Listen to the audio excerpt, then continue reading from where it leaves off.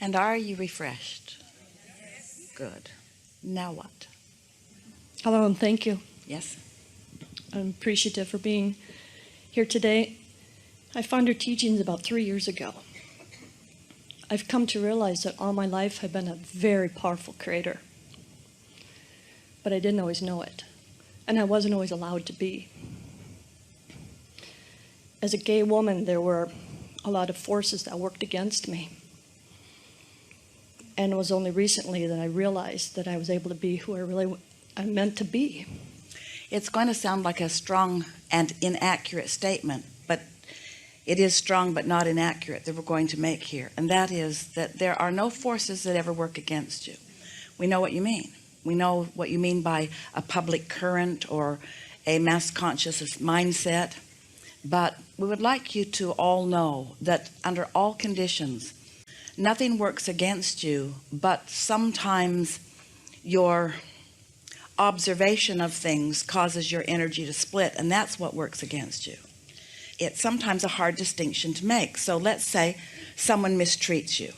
Well, it seems like that mistreatment is working against you, but that mistreatment is minor in comparison with your then response to it and feeling of disempowerment. We just want to start with an absolute accurate statement that says the only thing that ever works against anyone is their own energy that's going in opposition to their own desire. Now, of course, there are all kinds of influences that cause you to do that. And it is certainly understandable that Esther would say to us that she was unhappy about something or someone. And we would explain that to her. And she would say, Abraham, clearly you need more information. Because it seemed to her that this situation was causing the only response that she could give. And that's the thing that we want all of you as deliberate creators to come to understand. You do have the power to offer the response that serves you, not the response that is natural in a situation. You're right, and that's what I've come to learn. Now, curiously, I have a sister who's also gay. She could not have children. I have 2 of my own, which have been wonderful. So I agreed to be a surrogate for her, and I carried twins 5 years ago for her. They were fraternal boys, wonderful children, and I see them often. One of the boys is just your typical all-boy, total testosterone, running around like a wild man. He's beautiful. The other boy is very feminine, and a year ago, his older sister played dress up with him. He put a dress on and a switch flipped. He wears dresses now. And at first, when he went to my sister to say, can I wear dresses to school? He said, no, just wear them at home, just wear them on the weekends. And I had a lot of conversations with my sister about this, and she came to feel okay about letting him wear dresses to school, to kindergarten. Of course, she's worried about him being teased and picked on and so on. What we first tried to do is get kilts. She's worried about something that's natural to worry about, that he has not yet accomplished his own sense of who he is enough to withstand that in the face of other ridicule. In other words, that's what she's worried about. Probably isn't the case with him, but it is what she's worried about. Oh, he's a very powerful creator, and we're seeing this as a 5-year-old. When we have discussions like, can a 5-year-old be this powerful of a creator? Powerful enough to come forth being gay, that's pretty powerful. We don't know that he is. He might be transgender, or he might just like wearing dresses. We take him shopping, and we purposely try to steer him at first to what she wanted him to be, more like his brother and athletic and the boy clothes. He was not having it at all. We could not change him at all. He would walk through the dress section, Mom, he'd point to that dress, or he'd want that skirt. He only will shop at Justice now, if anybody knows what Justice is. And this child is 5 years old. And that's so beautiful. And what's beautiful is that my sister and I have these discussions about Abraham, which allow her to feel more comfortable with allowing him to be who he really is. Because she and I grew up not being allowed to be that. And that doesn't feel good. Well, of all people, you should be the most allowing of someone. But the reason that it is hard is because even though you are both naturally allowing about that specific thing, because you felt not allowed, now your vibration has some of your resistant response to others. That's really what we've been talking about all day here today, isn't it? Now, hers much so than I, because she's the mom. It's not an easy thing to be in a physical body with others having attitudes and opinions and not notice their attitudes and opinions. But when you practice the deep understanding of everyone came intending not to be conditional in the way they feel. Almost everyone is conditional in the way they feel. But in their being conditional, in other words, if you be different than I feel different about you, in their being conditional, they are separated from who they really are. And it's an interesting thing. So let's be very clear. So let's say public at large, or let's just say a group of people, or just let's say a person is looking at someone and feeling disapproval about something about them. The disapproval that they are projecting may be affecting the person who's being disapproved of.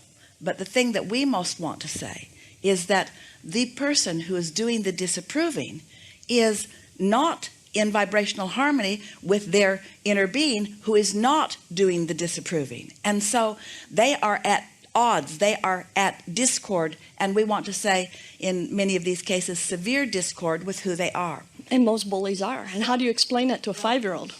And how do they get into alignment with themselves? So since they are in severe discord with who they are, in that awful feeling, they now need someone or something to explain the feeling. And so instead of understanding that the feeling is because they are at odds with who they are, they're here in judgment and their inner being is not in judgment, so the discord is uncomfortable to them. They need to assign the reason for their discord on the object of their attention. Isn't that interesting? That's what you eventually understand, or you do understand, and that you explain to someone else. This isn't about you, and it isn't personal. This person is just using you, and it doesn't matter what the judgment is about. But a person in judgment who is now feeling hatred or discord about someone's behavior or appearance is not resonating with who they really are, and they need someone to blame the way they feel on. That's that conditional thing that we were talking about. And what they're really saying is, if you would stop being gay, or if you would stop doing whatever it is you're doing that is the reason that is happening at the same time I'm having this negative emotion, so I'm thinking it's something that you need to change, not something that I need to change. You hearing this? And so they're in a trap, because you're not going to change. You're certainly not going to stop being gay. You're not going to change. It's not so much about what the other people, I don't know that he's even struggling. He's pretty clear about who he is, but we're not even sure. You know, he's letting his hair grow long, like say, wearing the dresses. We may be answering a broader his question identity. than you think you're specifically answering. That's true. But the reason that we are is because there are so many people in distress because of their judgment of things. And we would like them to learn how to be unconditional. And it is as hard on the judgers as it is on the judged. The people who are doing the judging, though, aren't in the receptive mode to be able to hear this message, and it's very hard to get through to them. If you found them in the street bleeding, you'd want to help them. When you find them in their hatred, you don't feel so much like helping them. Here's the way we would approach this. Their inner being is projecting to them all day, every day, love for all of humanity. And in their finding someone to push against, they are discordant to their own inner being. If they can't hear the steady calling of their own inner being, they are unlikely to hear you. So we wouldn't stand in too much trying to get their attention, because it's sort of wasting your energy and wasting your breath, and you run the risk of, in trying to make them understand, in joining them in their vibration. True. Do you think there was some purpose of this sweet boy coming into our experience? And he doesn't share any of my DNA, which is another curious thing, that, like I say, we don't know if he's going to be gay or transgender or just likes wearing dresses. But is there any value in him coming this way to teach a lesson to my sister or to me. Well, it's not a lesson. We don't really encourage you thinking in terms of lessons, but there are very strong intentions that are present within all of you as you make the decision to come forth into your physical bodies. And what this is about, and there are so many coming forth with this powerful intention. Your world is conditional and factioning off into camps of sameness and pushing against others. And so when someone comes forth in an obvious presentation that is unchangeable, like autism or a preference of gender that doesn't seem to match up the way others in their conditional world would like it to, or there are a lot of people who are coming forth so strong, you said this, so strong in their understanding of who they are, that they're not just going to be that easy, moldable, pliable person so that someone else can use them as their object of attention to feel good without understanding about focus. We really mean this when we say that most people are looking for really cooperative, lovely people to hang around with, and when you find one, you would like everybody to be more like that. But when someone is really easy for you to feel good about, they don't really give you any opportunity to find your alignment anyway. But when someone is different enough that they upset your belief apple cart, and yet your inner being is calling you toward love and alignment, and you can't find your alignment with your inner being as long as you hold those thoughts that don't allow your alignment, something's got to give. And it's giving a lot of people an opportunity to discover the love that is really who they are, and it's surprising them how easily, because a belief is just a thought that you keep thinking, and yet people are lining up in camps and dying over beliefs that are just thoughts that you keep thinking. We're seeing that, and it's been a wonderful blessing that this child came into both of our lives. Esther would say to us, but Abraham, it's true. There'd be some belief that she would hold that would just keep presenting itself to her as fact over and over again, but it's true. And we would say to her, what's that got to do with anything? And she just couldn't believe she was hearing that. What do you mean? And we said, all that a truth is, or a fact is someone holding something as their object of attention long enough that it comes into actualization.